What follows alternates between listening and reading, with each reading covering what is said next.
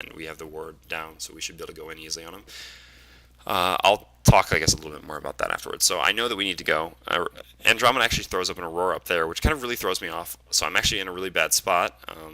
I don't really know where to go. So I decide I'm going to run up, I guess, now, because that's where they are, which is really not good. We should have waited for them to come out. So I get caught in the Kraken ult, even though I have Shrunken Head up, and I basically do nothing effective whatsoever. My illusions go down, my team gets killed. Like, that was just great Kraken ult by them in the only spot we could stand. But we should have thought about this. Like, we should have understood, okay, we're going to try running up a small choke point. They have a Kraken and a Behemoth. Obviously, they're going to throw a Kraken ult there. We should have just backed off. Like, it wasn't like they could take Kongor from up the hill, so we were in a fine position. We should have just moved back.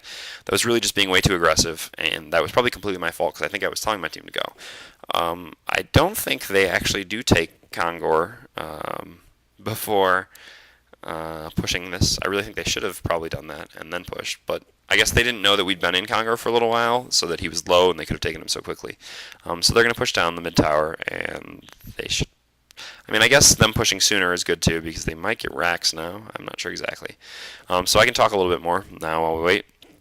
Um, Engineer, yeah, playing pretty well. He's probably played actually, I can say with certainty he actually played the best out of anyone on this team.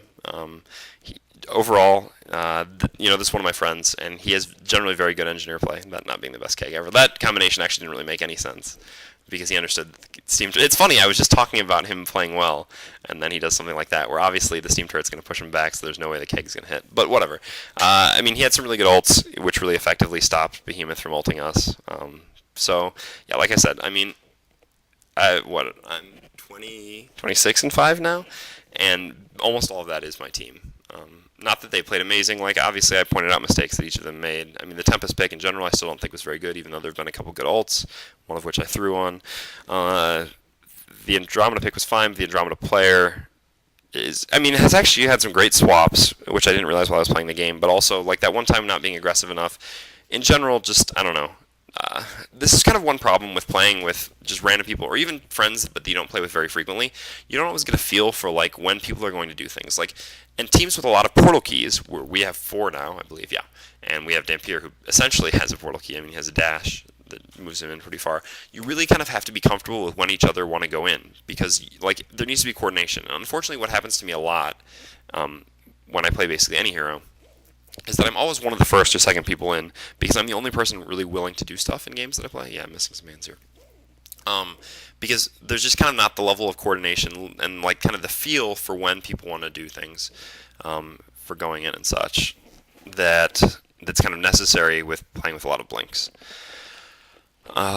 Yeah, so anyway, still basically have all the same items I've had before. Malakin's certainly getting more farmed, and like I said, he's certainly a stronger carry than Soulstealer's late game, so that's not going to be good for me in the long run.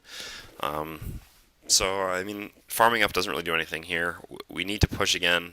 We have our ults, so I think I'm probably telling them to push right about now, or that we should be pushing, or that we should maybe probably gank their jungle first and then push, because we can't really just push as easily as we'd like to.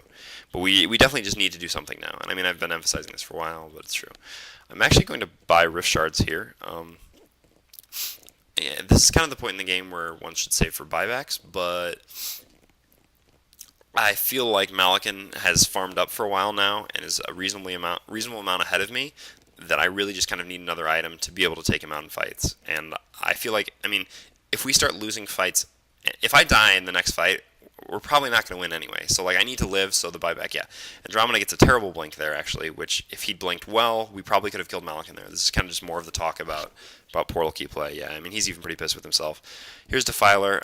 Unfortunately, this is kind of a situation of again me having to lead. The Dampier does finally go in, and I should have thrown a hand in. Again, not using hands effectively, which would have probably killed him. And then Malakin comes in with a great ultimate, and then a Kraken ultimate, and then a Behemoth ultimate, and we are all going to die, of course. The Andromeda actually does get a great swap off there, which is good, but not soon enough. I don't actually know where the Andromeda was. I guess not in place in time to swap me out. So I guess that's kind of another thing, where that it's all right, I guess, for me to be up that far. Yeah, I'm kind of pointing this out. I wasn't really paying attention to where Andromeda was, even now. I mean, obviously I wasn't paying attention when I was playing, but now I probably should have seen. Yeah, so right after I spent that money and I can't buy back, here they are pushing our base since I don't have buyback. So probably a bad call, but I don't know. I mean, there's a lot of stuff that should have happened differently there. Well, including I should have used a hand to finish the Defiler off. I kind of just assumed we'd get her. I didn't think Malik, or they, but I mean, I should know. They have enough. They have 2 blinks, I think. I don't know if Kraken has a blink, but I mean, Malik and pseudo blink. Yeah, they're kind of talking here. If we had killed the Defiler there, we actually probably do still win, because I didn't appreciate how close it ended up being. Like, the fact that their ult combo got off on us, or at least off on me, was kind of just gave me a bad outlook. But yeah, so that's kind of unfortunate. As you can see, well, I mean, Tempest did have that second good ult not too long ago, so I don't know. It's kind of just hard. I mean, there's not really a lot for me to talk about here. Like, I mean, I played poorly, like really poorly, made a lot of mistakes, very obvious mistakes, and that's why I don't play Soulstealer very often, so that I don't have to point out how I make these mistakes, and instead I can cherry pick games where I play better, so that you guys think that I'm actually good. So this is actually kind of painful, especially how long this game goes. But it's a good game. Like, it's really back and forth. I mean, well, I mean, we have a relatively significant lead, but like you can tell by the way I'm talking, even casting it, that I understand that we don't have a lead. And that's not just because I know the outcome of the game, but it's also just because, like, I mean, I understand the principles of the heroes we have. Like, I don't even think Soulstealer should be able to carry as long. Well, no, yeah, it's been reasonably mid-game for a while, so. But at this point in the game, Soulstealer's effectiveness has really dropped, especially compared to someone like Malakin, who's really just a very strong late-game carry. Has great scaling potential, especially now that he has his, similar rage. Yeah, that's what's calling this. I expect that they're at Kongor now.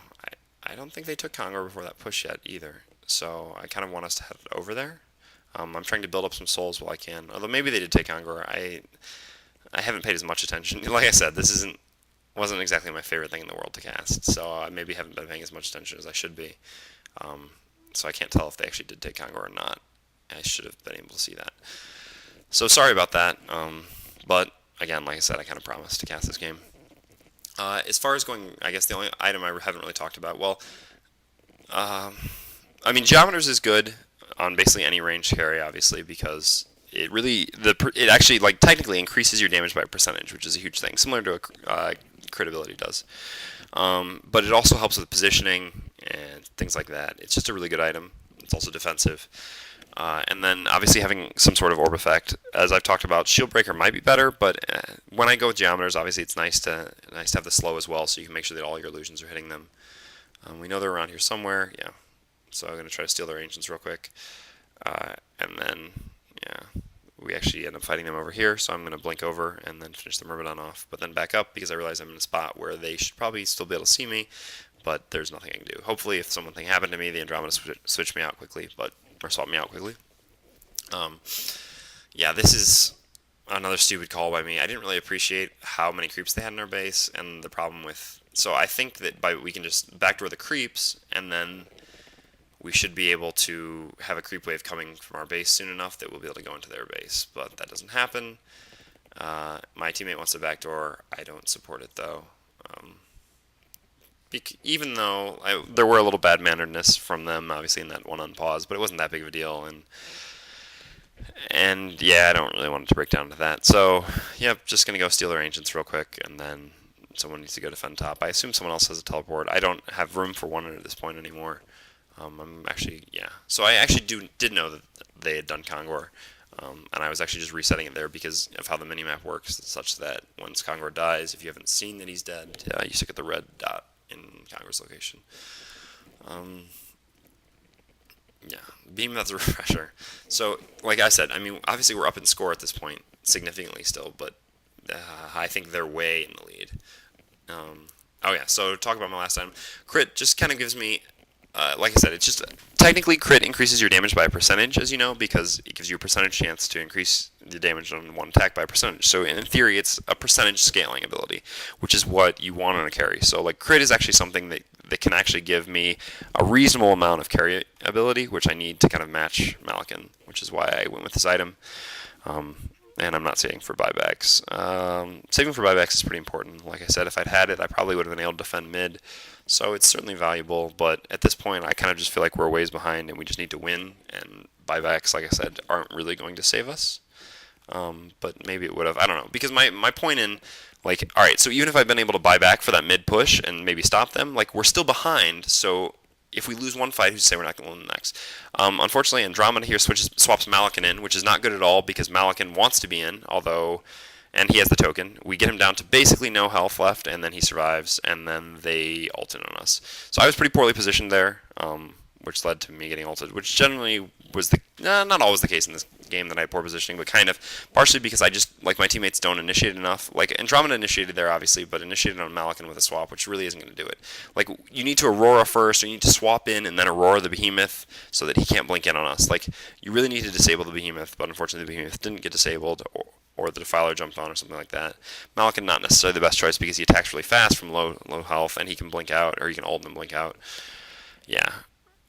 Yeah, I'm kind of pointing that out here. So, I mean, that was pretty poor, but I mean, ultimately, I can't really. I mean, I certainly don't blame my teammate. I mean, I knew when this game ended that I had lost it as much as anything, which is why I kind of put off doing this, maybe in the hopes that if I just put it off enough, I would not ever have to do this cast. But there it goes. A pretty good comeback from them. Obviously, we were up for a while in the beginning, and Soulstealer has that effect, but ultimately they came back. So I hope you guys enjoyed. I'm sorry I probably didn't talk about everything I could have, but that's about all I've got for now. Thanks for watching.